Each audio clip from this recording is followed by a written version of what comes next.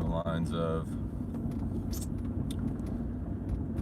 scaring the living shit out of somebody, or threatening or intimidating somebody for political aim. That's basically the political aim part is really where it all kind of converges. It's basically if you do anything to anybody for political aim or for control or power, to manipulate the system in some sort of unfair way, you're a terrorist.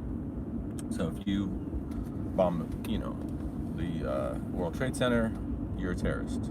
If you, mass shooting or something, you bomb a cafe in Paris, you're a terrorist. Especially if it's tied to something like, Palestinian Liberation Organization or ISIS or, the KKK blowing up some mosque. It's terrorism. They're saying, hey, get out of our country. We're going to terrorize you until you do. Things like that. That's aggressive terrorism. And in the same way that somebody can walk up to you and shove you and say, hey, motherfucker, I don't like the way you look, that's aggressive terrorism. That's more just direct contact, like going straight to the person, like, hey, I got a problem with what you're doing, and I'm going to terrorize the living shit out of you until you stop. That's like direct action. Then there's passive aggressive behavior where people, they don't ever really come at you and tell you what their problem with you is. They just kind of make subtle sarcastic remarks or demeaning comments, or passively aggressively attack you, right? And that's a real common, because it's a pussy way of behaving, because it's like, well, I'm not strong enough to actually, or I'm not bold enough or direct or honorable enough to just address you directly in a confrontation. I'm not going to confront you, debate you, or physically confront you. I'm going to passively aggressively be a little bitch and fuck you over.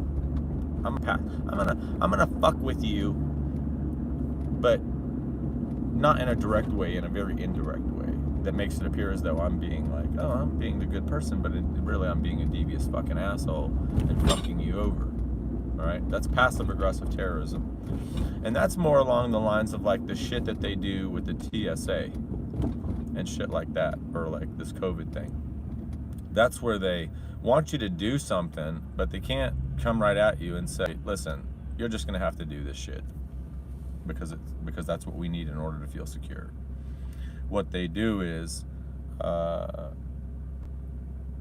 they say, even though terrorism is like the lowest, one of the lowest causes of death in the world, in the United States, like almost nobody dies of terrorism. Nobody even witnesses terrorism. Like the effect, okay, so here's what I'm getting at. The net effect of terrorism in the United States would be damn near zero if it weren't for the media. That's my whole point, is that if nobody saw it on TV that the World Trade Center had been bombed, or whatever they call that, whatever, it was bombed, I guess. If the media didn't blast that out, and if TSA and the government didn't flip out and spend trillions of dollars on private security companies and TSA and all this technology, that's basically, you gotta understand the reasons behind things like 9/11, this passive aggressive terrorism, because it's not the direct terrorism. And then when they start working in conjunction, okay, that's it. Everybody wants to point the blame and point the finger. But what happens is when the aggressive terrorists start working in conjunction with the passive aggressive terrorists, you get stuff like a guy like bin Laden, who's perfectly willing to go along with the plan to, bomb the World Trade Center. And then you get people like Dick Cheney and Bush, who are perfectly willing to, accidentally flip the wrong switches and look the other way. And then you've got, bankers and shit on Wall Street who are like, holy shit, man, everybody always makes a shit ton of money during war, especially people like Dick Cheney and, Bush, especially if we're going to the Middle East. And people like in Israel who are like, holy shit, man, we'd love to have thousands of tanks and guns and shit over here in the Middle East whipping ass on all these Muslims. So everybody just kind of like winks and looks the other way, and before you know it, boom, World Trade Center gets bombed. TSA's making $1 million screening everybody, scaring the living shit out of everybody. The American public is just scared shitless and gonna do whatever the hell the government says. And the government basically terrorized the people into just accepting this new reality of George Orwell's 1984, just because, they were able to convince everybody that some guy living in a sand tunnel in Pakistan was able to hijack a bunch of jets,